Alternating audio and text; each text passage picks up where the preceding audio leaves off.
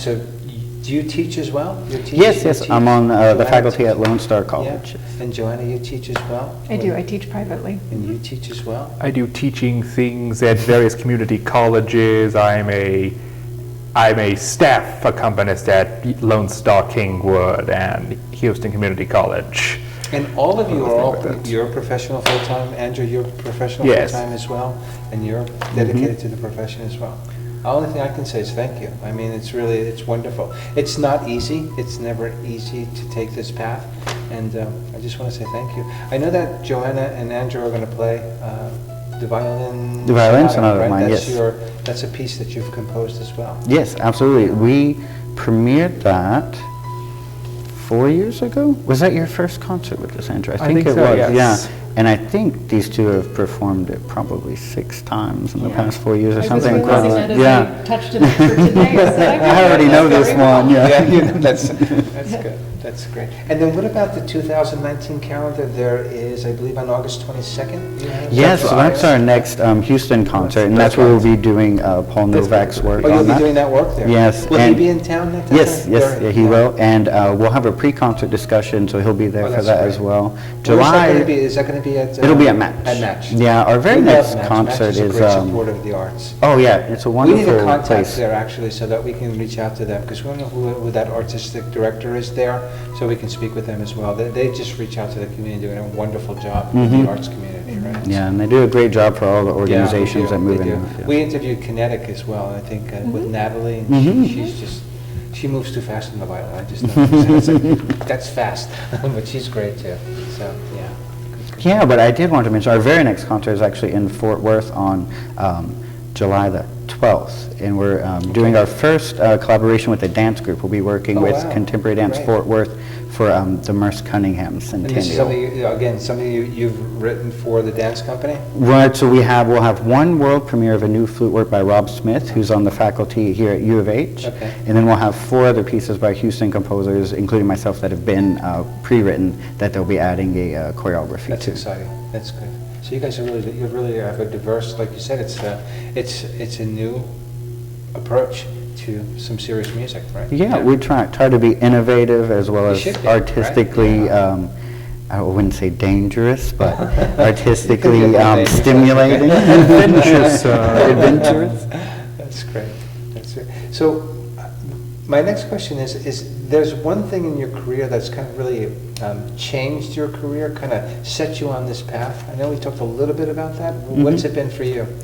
Like the moment we said, okay, this is, like, I know you were on the plane, you got off the plane and said, I'm going to do this. Well, it was a strange thing. I think coming into being an artistic director, I didn't know I was going to do that at all. I had no real desire. Unbeknownst to me, I had been building up experience in this since my undergrad. A lot of my teachers forcing me to help set up concerts and things like that. But it wasn't until I found something I believed in, was this idea of promoting Texas composers and being solely focused on that. And then it was like, well, no one else is doing it, and so I'm going to do it. But until that moment, I never really thought that. I thought I was just going to compose and look for a faculty position.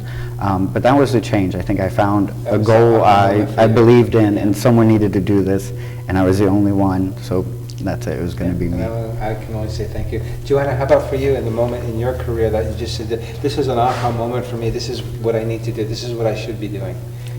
That's an interesting question. I think I couldn't put my finger on one watershed moment. I think that my career and my focus have evolved through different events, and especially through studying with different teachers and being in different environments. Certainly coming to Houston actually was a very important change for me, to leave the East Coast and to strike out to somewhere where I had no previous connections. So I came here to study for my master's degree, and I found all these wonderful connections at Rice. It's a really lovely program there, and I'm very grateful that I got to study there. Was it difficult getting into the Rice program, the music program? Is it competitive? Yes, it's very competitive. It is. And it's interesting because Rice's reputation on the East Coast, it's not as well known as many of the big name schools up there. But I had a wonderful experience doing my master's degree there. And So I think taking that step away from where I'd grown up and coming to somewhere new, and then finding out how I'm going to fit into the musical scene here in Houston, and what I'm going to be part of and what I'm going to create myself. That was an important transformation. It happened over the period of a few years. And you found the path. I'm looking. I'm work in progress. Blazing it as I go. Yeah. Good. Welcome. Good. Andrew. Yes. Well, like Joanna, it's definitely difficult to pinpoint on one specific thing, so it's mostly like doing lots of preparation for recitals or lots of recording projects. It's very difficult to find time to focus on long-range goals, but I definitely have at least, I should definitely like to write more things that I can conduct, especially because I've been wanting to get more into conducting, and since it's a Herculean task to do that in several ways, I figure the best way to do that is Paul is smiling. doing yes. The Chad is smiling. Yes, He's smiling. yes. He's smiling. Yeah, Riley, I like that. Yes, but it's definitely the best way to do. One of the best ways to do that is possibly writing more things for a large ensemble to practice that. Yes. Absolutely. Great. So as we wind down this part of the interview, is there anything that you'd like to share with the audience, our musicians, our parents, our composers, our technicians, any little tidbit or something, a little piece of nugget for them as well? As Absolutely. You guys I'd like to, of course, say thank you to everyone and to Joanna and Andrew for for coming. We had a little bit. No problem.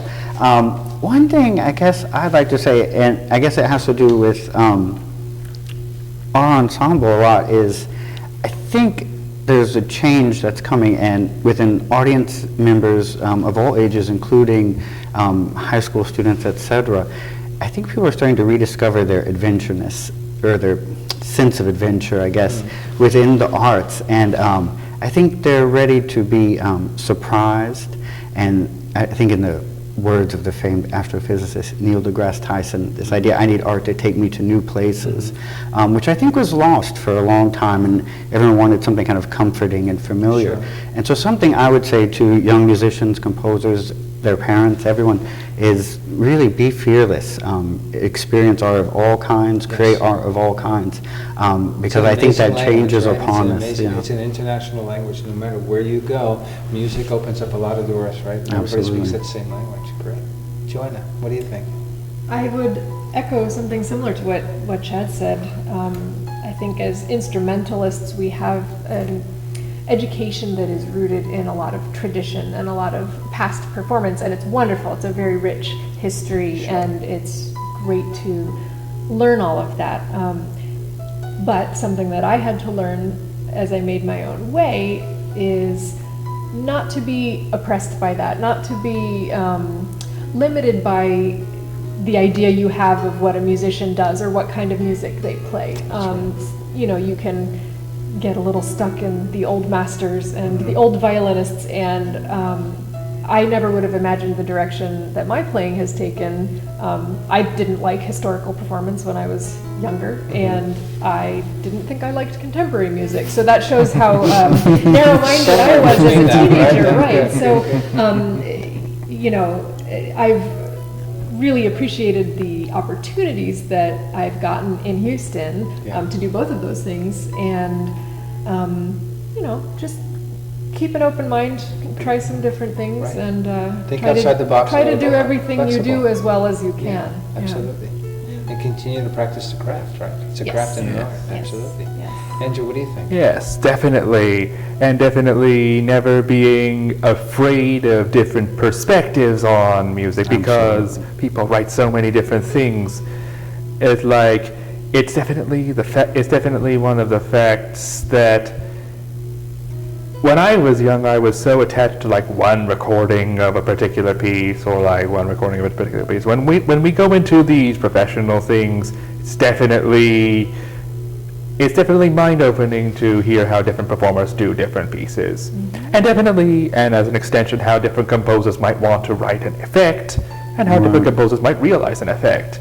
That's one of the things that I like about, especially starting at the beginning of the 20th century, there's a sense of adventuresomeness. How am I going to create this sort of atmosphere? Right. But yeah, see, suppose now that textbooks like to codify and all these things, finding the sense of adventuresomeness is all the more, thrilling and at the same time elusive. Yeah. And can you tell that I like having a historical perspective on all these sorts of things, which is why I love history things outside music as well. And definitely don't be afraid of other artistic forms besides music as well. They Absolutely. Are very informative. That's right. That's right. How important is education in the path, in the journey? Because when we speak with all of our musicians, they PhDs and masters in music and composition. So how important is that piece for those that are either starting out or want to continue?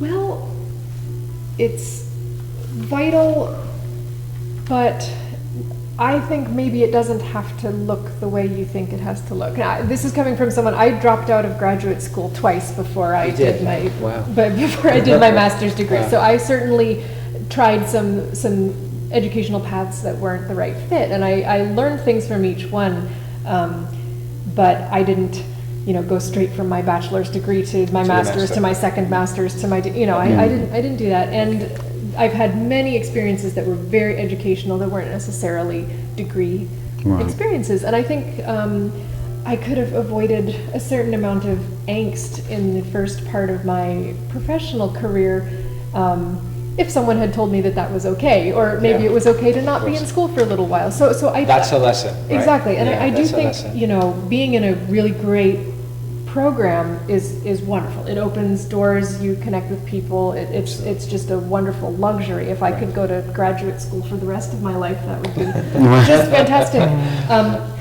But being able to learn on your own, to pursue something that you're interested in within the context of your normal day-to-day life, that's what you're going to have to do the rest of the time, and so it's good to practice that. That's a great life lesson. I think I had something kind of similar when I was at Carnegie Mellon. I was studying with a Spanish composer, Leonardo Balada, and something he would tell me, and I imagine he told the rest of his students, was whatever you're doing here for this master's and you receive it, that's the bare minimum education you need to receive this degree or whatever. Okay. Everything else you need is experience. Say no to nothing. Yeah. Do everything, go for every opportunity, and I think that's absolutely true. I think really the most informative years are probably the first 4 years you spend after finishing your ultimate degree. So you get the theory, you get the practice, you understand why the music and how the music should be produced and why it's produced the way it is. But again, life experience, right? And just going out and trying other things. And education has been very important for you as well, no? Most certainly, though, I've definitely realized a lot of things are about self-actuating things, like self-propelling nature of things, because it's oftentimes whenever things are taught in a curriculum, it's always good to know what's testable, but there's always the stuff that's not so much practical. Always practical. Kind of a sterile environment there. Yes, easily. So I've always been like, just because they don't say that this thing is important doesn't mean that you shouldn't go and look it up and do research on it yourself. Absolutely. That's like great. That. I've definitely